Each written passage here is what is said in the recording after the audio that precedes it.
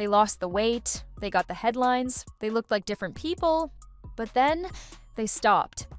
And nobody warned them what would come next. Tonight, we're pulling back the curtain on some of the biggest names in entertainment. Celebrities who tried Ozempic, walked away from it, and faced consequences they never saw coming. Some gained it all back. Some lost too much and couldn't reverse it. And some ended up bedridden, unable to lift their heads off a pillow. This is the side of the Ozempic story Hollywood didn't want you to see. Welcome back to Spotlight Tale, where we go beyond the red carpets and the magazine covers and tell the stories that actually matter. If you're new here, make sure you hit subscribe. We post stories like this every week, and you don't want to miss what's coming. Now, let's get into it. Number 1, Amy Schumer. We start with someone who has never been afraid to tell the truth about her body, even when Hollywood expected her to stay quiet. Amy Schumer. In 2022, the comedian and actress decided to try Ozempic.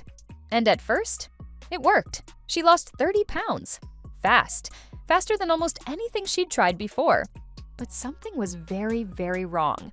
I was one of those people that felt so sick, she later told Andy Cohen on Watch What Happens Live.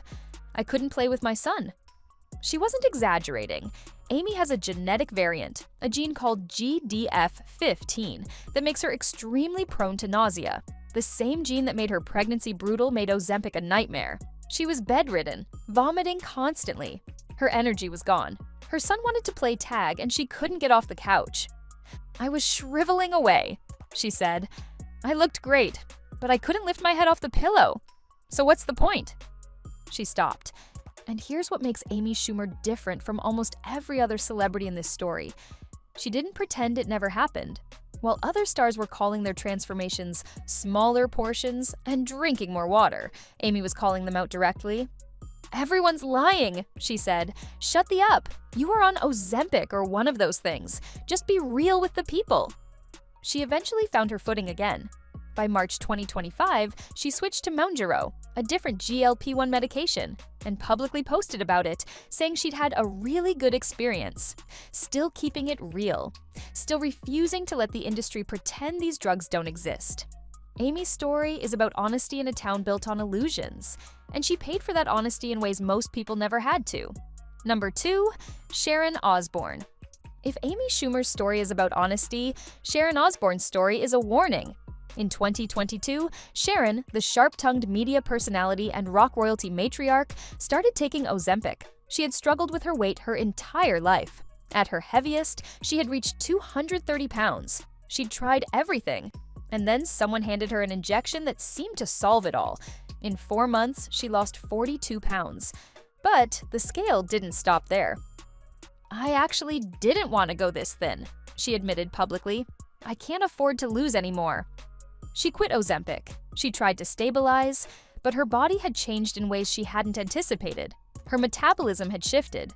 The weight wasn't coming back, and she didn't know how to make it. At one point, Sharon dropped below 100 pounds. Then, below that. Her husband, Ozzy Osbourne, a man who has survived decades of rock and roll excess, was terrified. He said I looked like a walking coat hanger, she said, half laughing. But it wasn't funny, it was a wake-up call. I can't put on weight now, and I don't know what it's done to my metabolism, she told podcast host Howie Mandel. I think I just went too far. By 2025, Sharon was being spotted at events looking gaunt in ways that alarmed fans. She insisted she had no regrets. It's not a sin to use Ozempic if you have a weight problem. But she also admitted she'd happily put back 10 pounds if she could figure out how. Sharon's story exposes a side effect most people never talk about. What happens when Ozempic works too well, and then you stop? And you can't find your way back to yourself. She wanted to lose weight. She ended up in a battle to gain it. Number 3, Oprah Winfrey. There is perhaps no figure in American culture who has carried the weight of the weight loss conversation longer than Oprah Winfrey. For decades, Oprah's relationship with her body played out on television, in magazines, in front of millions. She yo-yo dieted, she ran marathons, she dragged a wagon of fat onto a stage. She was praised, criticized, scrutinized, and celebrated, all over the same body. So when she revealed she had started taking a GLP-1 medication in 2023, it meant something. And when she tried to quit, it meant something even more. 6 months into her medication, Oprah made a decision. She wanted to prove she could do it without the drug. She stopped cold turkey. For 12 months, she tried to maintain her transformation on willpower alone. She gained the weight back. She went back on the medication. One of the things I realized the very first time I took a GLP-1, she said, was that all these years I thought thin people had more willpower, that they ate better foods, that they could just stick to it longer. I was wrong. What the drug did for Oprah wasn't just suppress her appetite. It quieted what she calls food noise. The constant mental chatter about eating, the obsession, the guilt, the craving. For the first time in her adult life, that noise went silent. When she stopped, the noise came back, and everything came back with it. I want people to stop blaming themselves, she said in 2025, for genes and an environment they can't control. Oprah's story is one of the most quietly powerful in this conversation. She didn't stop and stay stopped. She tried. She failed. And she was honest about it, in a way that gave permission to millions of people to stop being ashamed. She even wrote a book about it. Enough. Your health, your weight, and what it's like to be free. That title says everything. Number 4. Tracy Morgan. Now here's a story with a twist that only Tracy Morgan could deliver. In August 2023, the beloved comedian appeared on the Today Show with Hoda Kotb. She noticed his body had changed. He looked slimmer, healthier. She asked about it. "No," he said with a grin. "That's Ozempic. That's how this weight got lost." Everyone laughed. Classic Tracy. But then he confirmed it wasn't a joke. He really was on Ozempic, and he was not letting go. "I got a prescription, and I ain't letting it go," he declared. But then came March 2024, another Tonight Show appearance, and Tracy had some news. "I've learned to out-eat Ozempic," he said, grinning again. "I out-ate Ozempic. I've gained 40 pounds." The audience roared. Tracy made it funny because Tracy makes everything funny, but underneath the punchline was something real.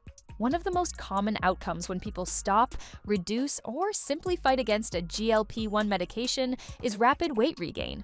Research consistently shows that most people who stop Ozempic regain a significant portion of the weight within months. The drug suppresses appetite through hormonal pathways.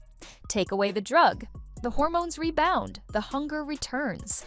Tracy Morgan didn't stop to struggle silently. He announced his regain to a late-night audience and made it a moment. But his story is a real data point in a very real pattern. Number 5. Chelsea Handler. Chelsea Handler's Ozempic story is perhaps the most absurd and the most revealing about how casually these drugs were handed out in Hollywood. Chelsea didn't seek out Ozempic. She didn't research it, request it, or even know what it was called at first. Her doctor prescribed it to her. Just handed it over. Because she mentioned she wanted to lose a few pounds. "My doctor gave it to me," she revealed publicly. She stopped quickly. Not because of severe side effects, and not because she lost too much weight. She stopped because she realized she didn't need it. It felt, in her own words, silly for someone in her situation to be using a drug that was in short supply for people with type 2 diabetes. Chelsea's story shines a spotlight on a different kind of problem, the extraordinary ease with which GLP-1 medications were being prescribed off-label in wealthy, connected circles. While diabetic patients in some parts of the country faced shortages, some Hollywood stars were being offered injections as casually as a vitamin supplement. She called it out. She stopped. And she moved on. But the conversation she sparked about access, about fairness, about who gets these drugs and why, didn't go away. What happens when you stop? Here's what the doctors will tell you. Ozempic and other GLP-1 medications work by mimicking a hormone in your body that regulates appetite and digestion. While you're on them, your hunger decreases, your cravings quiet, and your body processes food more slowly, creating a feeling of fullness that many people have never experienced naturally. But when you stop, the hormone mimicry stops. Your appetite systems rebound. In many cases, they come back stronger than before. Clinical research has shown that people who discontinue GLP-1 medications without significant lifestyle changes in place regain the majority of their lost weight within a year. The celebrities in tonight's story all experienced some version of this. Whether it was Oprah gaining back the weight she fought so hard to lose, Tracy Morgan out-eating the drug, or Sharon Osbourne's metabolism shifting in ways that left her unable to stabilize. The drug isn't the ending. For most people, it's the beginning of a much harder conversation. The Ozempic era gave Hollywood some of its most dramatic transformations in a generation, but the stories that never make the headlines aren't the before and after photos. They're the afters that came after the after, the weight that came back, the bodies that went too far, the bedridden mornings and the private battles, and the women who stood in front of mirrors and didn't recognize themselves anymore. These are the real stories, and they deserve to be told. If you made it this far, thank you for watching Spotlight Tale. Drop a comment below whose story surprised you the most, and if you want to see more videos like this one, hit that subscribe button and turn on notifications. We'll see you in the next one.